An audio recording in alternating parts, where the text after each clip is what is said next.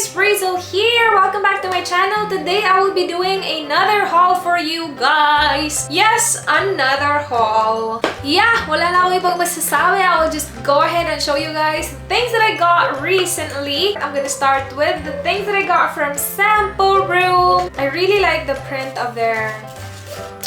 What is this? Bakit ang ingay ng aso? Shoot! Oh, by the way, I need to let you know what's going on with this face right here. I just finished filming a PROM makeup look. I will leave the link down below if it's already up. Going back to Sample Room, they sent me... If you follow me on Instagram, you already saw this. Here's my Instagram right here, and yeah.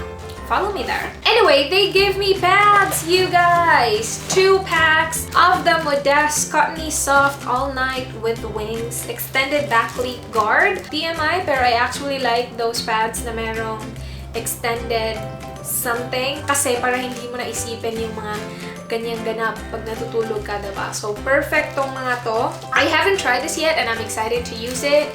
So, yeah, that's agay. That's agay. And then I got some jewelries from Jewelryfactoryshop. I will leave their links below. Look how cute the packaging is though, you guys. Super cute! They sent me a necklace and then a ring, which I actually have been wearing non-stop. Ito na yung lagi kong sinusuot na ring. Kasi yung fingers ko ang liliit nila. I think this is 4.5 and yeah, kinostomize niya yung size para mag-fit talaga sa akin. And it fits perfectly. I'm really liking it. It's an Inifinity ring with like fake diamonds na ganap sa kanya. I like it. Hindi pa siya nagta-tarnish. I'm pretty sure it's non-tarnish. Hindi din nangangati yung kamay ko, which is surprising kasi sobrang sensitive ng kamay ko, you guys. Yung pinaka-sensitive talaga sa fake jewelries is yung ears ko. Pangalawa is my fingers. And I've been wearing this for I don't know how many days now. Siguro a week now. Lagi itong nababasa ha kasi nagugas ka ng kamay and naglaba pa ako. Hindi ko siya hinubad. So, perfect siya and I really like it. Super dainty. Then, she sent me a necklace and the necklace looks like this. I'm gonna be honest though, I'm not a big fan of the pendant. I don't know, it's just not my style, yung ganitong klase ng pendant. Pero gustong-gusto ko yung chain niya, you guys. Napaka-social ng chain niya. I actually can use this chain with that Sophie pendant na feature ko sa previous haul ko. Rose gold yun eh. Tapos ito, actually yung mga jewelries niya, may pagka more on gold siya, pero meron siyang hint of rose gold, which I really like. And again, magiging perfect yung chain na to sa Sophie na star pendant ko. Again, I will leave their links below. They also do personalized jewelries, like yung name mo. Oh my gosh, perfect. Next up is from Makeup Corner by Kayla. She sent me SG Authentic Replica Makeup. First thing in here is this letter. Super sweet. I really appreciate it. Again, ha, replica tong mga to. She sent me this Etude House. Parang, ano to?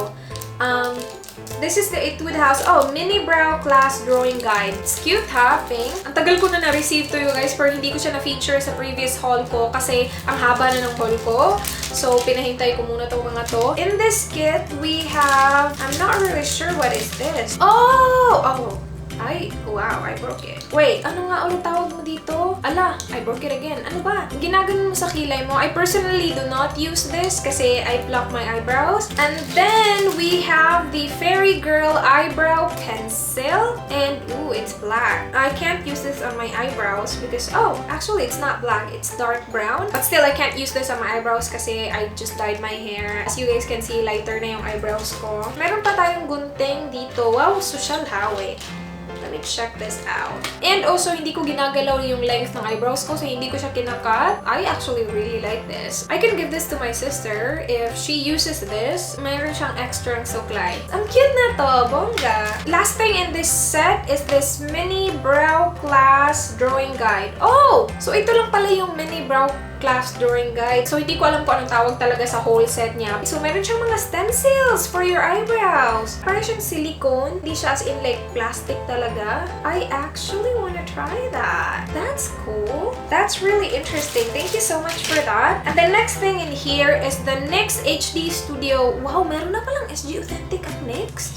Hindi naman ganun kamahal yung NYX, diba? May SG Authentic. Nakakaloka. Anyway, it is in the shade Soft Beige. Okay. I don't know. It doesn't work. Oh!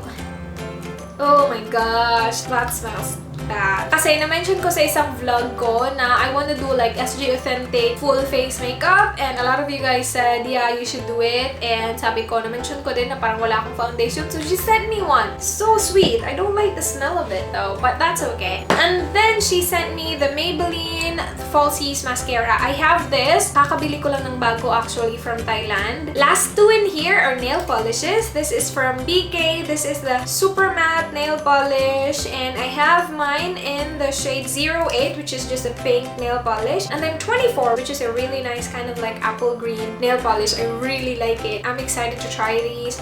Super, thank you so much. And that's it for Makeup Corner by Kayla. And then last thing in here, mga SG Authentic replica makeup din to. This is from Fash. Again, link will be below. She sent me BK nail polishes as well. She sent me the shade 21 and then 12. So yung 21 na gamit ko na, hindi ko siya masyadong gusto. Yung 12, hindi ko pa siya nagamit. And I'm excited to try it because it's a really nice red color. And then, you guys, she sent me 8 shades of the Lime Crime Velvetines. And I actually did a swatches and mini review video of this already. I will leave the link down below if it's already up. If it's not, then it will be up really soon. Na-edit ko na yung video na yon. I actually really like some of the shades. And I was like, I really want to buy the legit version, but tipid mode ako ngayon so for me. Anyway, yung pinaka-favorite ko, as in pinaka-favorite talaga, is in the shade Faded. Oh my gosh, you guys, look how beautiful that shade is though. Sobrang ganda. I really like that. Then, meron pa